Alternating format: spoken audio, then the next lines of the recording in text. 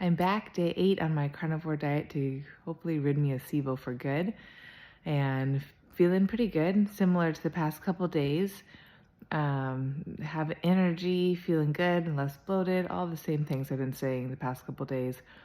I do feel like I'm going through some sort of die-off symptoms a bit now. I'm feeling a little bit more I'm not really bloated, but just a little bit more gassy and irritated in my diaphragm area.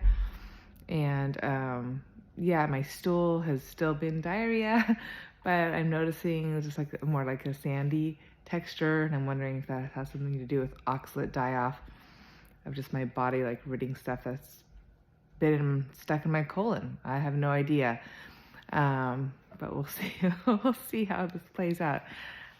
Today, same sort of menu: 3 poached eggs, coffee, water, butter, salt.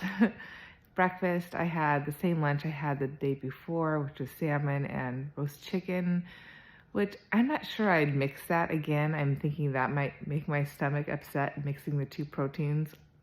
I have no idea, but I'm not going to do that combination again. I'll probably just do one or the other.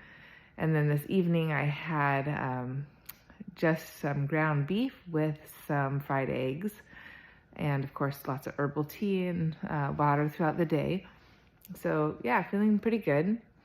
Yeah, so for today I'd like to just share a little bit about my journey before I knew I had SIBO, and I was like really just miserable in my body.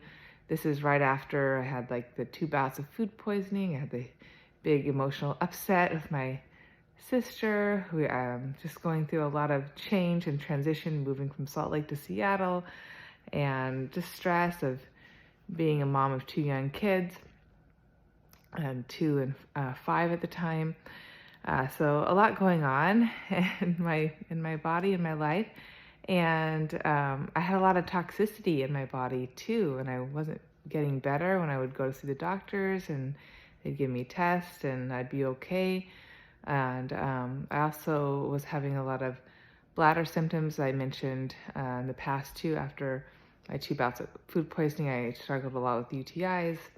And these started in Utah when I was still in Utah after my food poisoning, and I had all these like infections, and I was taking antibiotics and it wasn't working. And then of course we moved to Seattle, and I didn't have any doctors or anyone I knew. I was sort of relying on Hannes to hook me up with somebody, but he didn't really know anybody either, being a new doctor.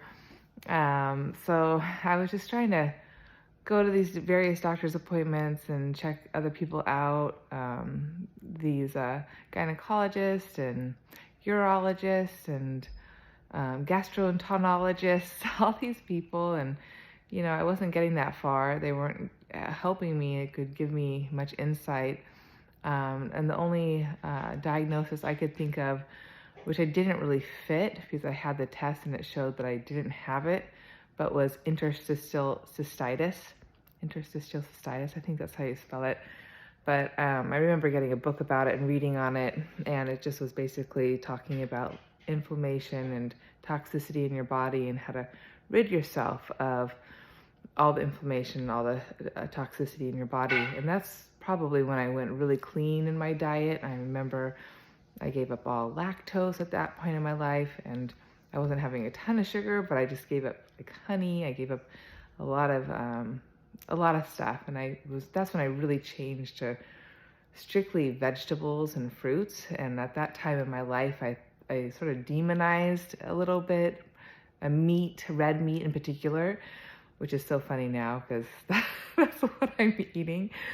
But anyways, so I was really pure and clean with the vegetables and fruits for several years. And one, I do feel maybe it sort of helped in one regard, but maybe I overdid it. I'm not quite sure, but I know I was struggling for a couple years with repeat infections, and the antibiotics weren't helping. So I do all this like crazy, weird stuff. Yeah, so that will be another post to sort of help my symptoms. But anyways, yeah, interstitial cystitis. That was interesting time of my life. But yeah, I think my body just had so much inflammation and whatever from my past and from the infections and all the stuff that my body couldn't release anything. So yeah, gentle movement, breathing, those were my greatest friends at that time in my life. And laughter. I'm not sure if I've mentioned that before, but I know I've said learning how to love again and play.